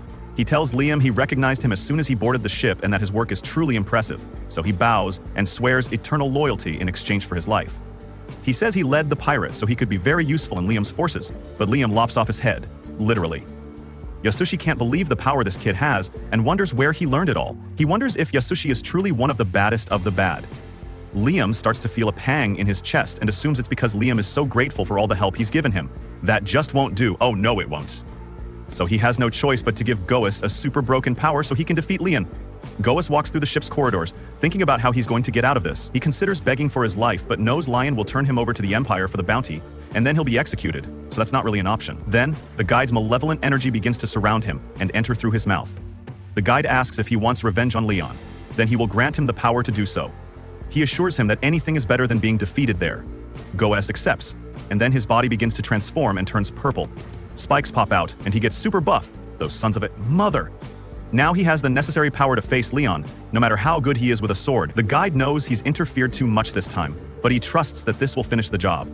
He creates an interdimensional door and crosses it. Then a little dog of light forms. Liam's forces continue making their way through the ship, when once again he thinks he sees a cute little dog. Then he remembers his old friend, the one he had in his past life. He's one of the few friends he had who never betrayed him. I agree, bro. Dogs should be eternal. Leanne continues and finds a small golden box that Goas left behind when he transformed. Leanne can't help but keep it because he loves gold, even though everyone else on the crew finds his taste for the galaxy's most common metal very strange. Then Leanne once again sees the little dog that guides him to a room. The door is closed, and he orders his men to open it with gunfire. The door falls, and on the other side there are a ton of antiques, like a museum. That doesn't impress Liam, because he knows the problem with antiques is that they can be faked, like the stuff from Temu your aunt used to buy to show off. But then he sees a katana that's truly amazing. Liam likes it and decides to keep it. An emergency call comes in. His men have encountered Goas, and no matter how much they shoot him, it does nothing. They wonder if he's a cyborg, and if so, those modifications he made are on another level. He starts dishing out beatings and tells them, "Bring me my katana." And at that moment, Leanne arrives and attacks him with his sword, but he's so tough that his sword is damaged. I'm talking about the old sword, the one that cuts soldiers in half, because the new sword can cut off Goas's arm. Goas continues attacking, but Leon cuts him as if he were nothing. He loves his new sword. It's as if the pirate were butter and his sword were a hot knife. Goas makes tentacles come out of his wrists, but they're useless because Leon cuts off one of his legs. The soldiers arrive, ready to protect their master, Liam. Then Goas recognizes the name and can't believe that he is responsible for his downfall. A squirt? What the hell? Liam asks the commander who this guy is, and he says it seems to be Captain Goas. The pirate tries to attack him one more time, but Leon dodges and slices him. Goas can't believe he can't even touch him, and starts begging for his life. He offers his entire treasure in exchange for his life. Liam says, "All right, fine." Oh, that's a lie. No, Goas keeps begging for his life, and seeing that he doesn't understand, Liam explains it to him in simple terms. "Look, dude, I can't negotiate with you because your treasures are practically already mine. So just resign yourself, goat. You were just another step on my way to the top." Then Goas changes his negotiation method and proposes working for him. He's already seen how tough he is, so he'll be useful as a soldier. Plus, he offers a hidden treasure worth more than his head. Liam is interested in that last part and tells him he'll tell the interrogator, and that way they'll know what to look for while they extract the truth by all possible means. Goas but Liam is fed up with him and takes his last leg. The commander asks if he plans to hand him over alive, because he has proven to be very dangerous. Liam says that it's worth it because if they hand him over alive, the reward the Empire gives them for him will increase. The commander tells him that they don't give the same reward whether he's alive or dead. Liam says, "Oh, well, if that's the case, we can save ourselves the trouble of transporting him," and poof, he finishes him off. You return once more, and with that, this battle against the pirates ends. If you made it to this part of the video, don't forget to write the word exquisito in the comment box. A billion thanks, and see you in the next one. The cities are blooming with the threats defeated. The citizens are happy, including the people at the bar, who take back the comments they made 2 decades ago when Liam became the new count of this place as just a 5-year-old. Now, they think that there couldn't have been a better person than Liam to rule this place. And so, they express their gratitude towards the young man they probably will never get to see. Speaking of the evil lord, he's currently in his mansion, where a merchant from Henry Company has come to offer some trades. The merchant wishes to buy the treasures Liam obtained from the pirates after defeating them, and hearing the prices, Liam turns to Amagi, since he's bad at math, and Amagi suggests he accept the deal, as the money would help them pay off a good amount of their family's debt. Liam cannot believe he still has debts remaining, and that is so much that he cannot even pay off everything even after selling all of the treasures he obtained from this war. The merchant asks for Liam's attention, reminding him of the time he gave him a medical device to treat people who were experimented on by Goes. Apparently, the developer of the device wants the clinical trial data for their new device. For that, Liam summons Christiana, who is now back in her true knight form. She comes there, kneels before Liam, reporting to him that she's completed all of her treatment and has been released from the clinic. She thanks Liam for once again allowing her to live as a human being.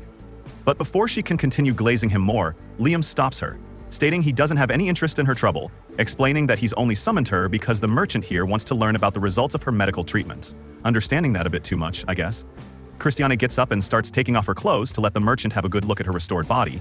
She also subtly mentions that as her lord, Liam can stare at her as much as he wants to. But of course, Mr. Weirdo here has zero interest in real women, so he tells her to only show the stuff to the merchant. The merchant hesitates since he exactly isn't the one who needs to see her state, so he explains to Christiana that it's actually the developer of the medical device who requested the clinical trial report. Nas comes there upon hearing that Liam has just made a fortune from selling his goods to the merchant.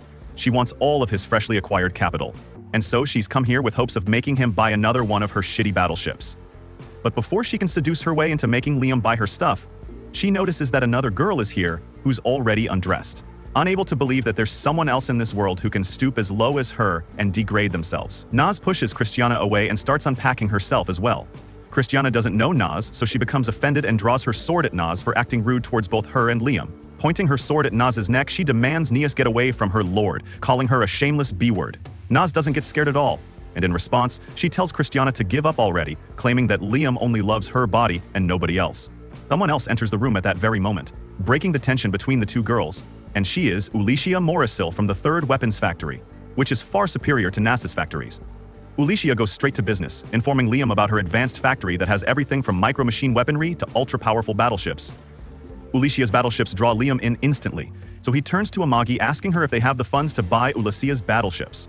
Amagi in reply educates Liam about a formal process where a count requires the Empire's permission to purchase battleships that are almost 2 ME in size. Unfortunately for them, the Banfield family doesn't have that permission, but Liam doesn't care. He wants the ship and he'll do anything for it.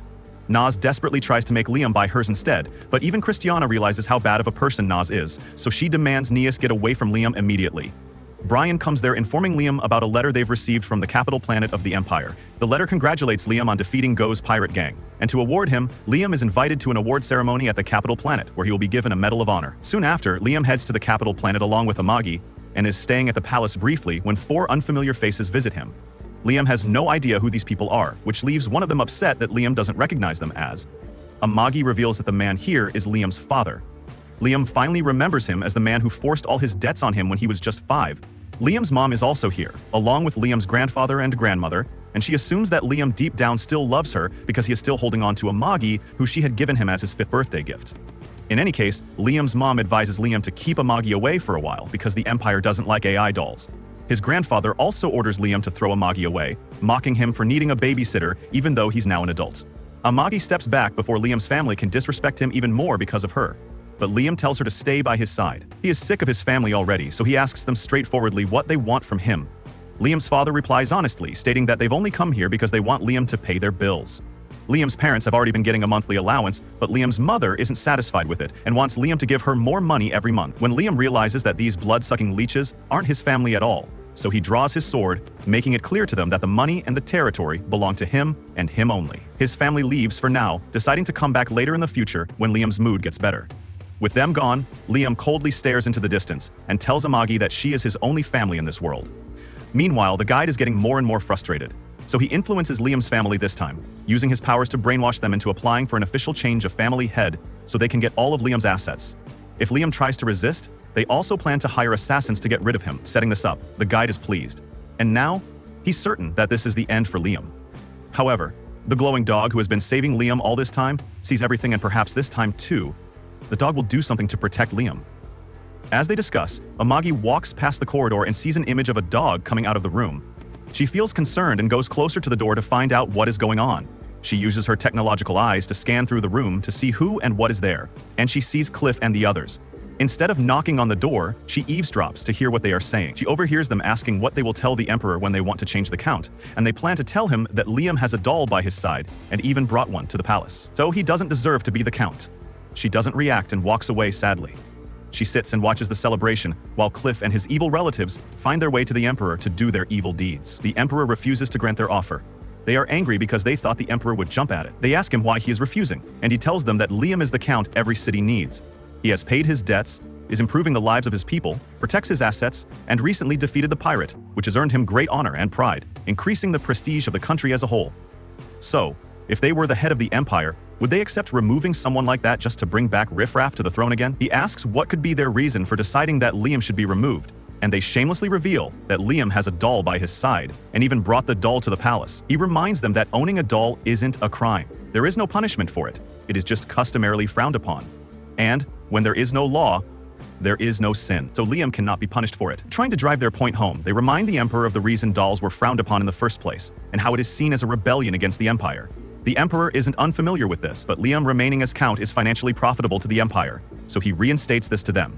They promise that if they are returned to the throne, they will also make sure they pay their taxes on time and wouldn't owe. The Emperor doesn't intend to be swayed by such empty promises. He had watched them as counts and has seen how they behaved when they were the ones in that position, so he wouldn't fall for it. He refuses their offer and sends them out. After they leave, he speaks to the door, asking the person there if that is what she wants. It turns out that Amagi had met with the Emperor after the conversation she overheard to ensure that Liam's position remained secured. She enters the office and speaks. She appreciates the Emperor for not accepting Cliff's demand, but the Emperor asks her if she thinks her offer makes sense. She had promised the Emperor earlier that if he didn't accept the offer, she would use all the money they got from Go's pirate to pay off their due taxes and ensure they no longer owed. The Emperor admits that the money was enough, but wonders if she doesn't think they could use it for something else, and if her offer was profitable to her count. She insists and says that it is a profitable offer. If his position is secured, they could earn more. The Emperor reinstates that dolls are really stupid because even if she didn't come to him with that offer, he wouldn't have allowed Cliff back on the throne, so she didn't win anything from paying him back. Well, she doesn't care. It is a win-win for her. She returns to Liam and he sleeps on her leg. He complains to her about the several parties they have to attend. He excitedly talks about the bucket party he attended, how he had thought the party would be trash, and he was disappointed that the party made sense and he enjoyed it. She is just glad he is able to enjoy everything he has been experiencing. She had spent her time weighing the profit of being around him and the danger of leaving him. So, she decides that it is time to leave. She tells him that she had served him for a long time and he is almost an adult. Indeed, the age for adulthood in that city is 50 and he is 40 already. He admits that she is right, but it still doesn't feel like a long time to him. She reveals it is about time she left him. He stands up, wears his shoes, and asks if she wants to take a break. He is fine with a break so she can also get time for herself. However, that isn't her intention. She wants out completely. He can't believe that. He tells her she cannot leave him. He complains that everyone in his life has abandoned him, so she cannot abandon him too. She reminds him of how dolls are treated in the city, and talks about how he had treated her like a human and not a doll. How he loved her, and sought her opinion every time. That is enough for her and she can't ruin him. So, she has to leave. He insists she can't go. So she reminds him that he gave her 3 rules. The first rule is that she must not harm him or do anything to endanger him. She insists that at the moment she is a loophole in his life and a danger, so she has to step out. He reminds her of the second rule, which is that she must obey all his commands, so he commands her to stay. However, she doesn't. That rule contradicts the first rule, so she can't stay. Seeing that he can't convince her, he feels so sad. She also feels sad that she is leaving and closes her eyes in pain. He reminds her of the last rule. She admits that the rule exists, just that if it contradicts the first 2 rules, she has to obey the first rule. The third rule is that she must protect herself. She doesn't have an issue with that, as she can still protect herself while being away from him. That isn't what he is talking about. He is talking about her feelings. Does she feel like leaving him? Although she cannot have feelings like humans, she admits that when she calculated leaving him, she could feel her system overloading. It was as if she wanted to break. She doesn't want it to. She tears up as he realizes he still has a way to make her stay. He tells her that once she steps out of that door, he will drink himself to death, gamble, and lose all the money he had gotten. He would die on the street broke or get killed by the remaining pirates in revenge. If that is what she wants, then she can leave. Seeing that the danger he threatens is far greater than the danger she will pose by being around him, she decides to stay. He goes to bury himself in her chest, and she rubs his head. He reminds her that they have always been together from the beginning, but she jokingly reminds him that Brian has been with them too. He laughs that Brian isn't in that category, and they leave for home. As they enter their ship, he thinks about his life now. He can't help but appreciate the guide for this great life. The guide gets a severe heartache from the appreciation, and begs that Liam stop thanking him. But Liam appreciates him repeatedly and appreciates us, the viewers, as the season ends.